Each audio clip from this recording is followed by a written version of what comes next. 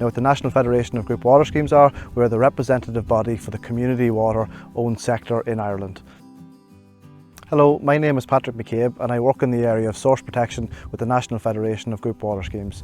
Over the last approximate 10 years or so, around 95% of community regulated group water schemes have been working on this area of source protection and in the development of what's called preliminary source protection plans. Source for the scheme is a lake called Loch Namacree, but it's locally known as Srinty Loch. Part of my farm runs to that lake.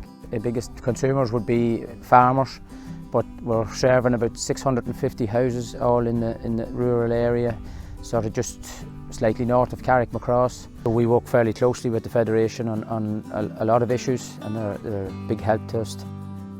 Pressures facing our group water scheme supplies can come from a variety of areas. They can be from rural, they can be from urban, they can be from domestic pressures or indeed agricultural pressures. And really and true to any of the projects that we've worked with over the last 10 years or so, the cornerstone of them has been integrating plans and helping them and working with the farming community.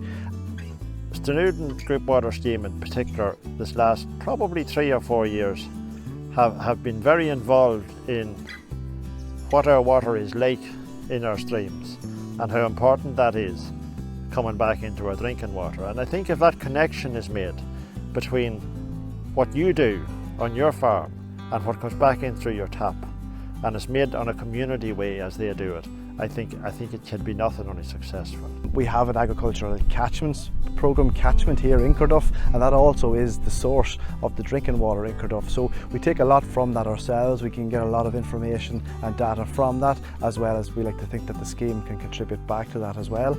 Certainly through work with the Federation and the catchments programme, there's you know, we can see a lot more of the impact that our day-to-day work in the farming sector has on the water quality around us, and that awareness can help us to put best practice in place on individual basis to help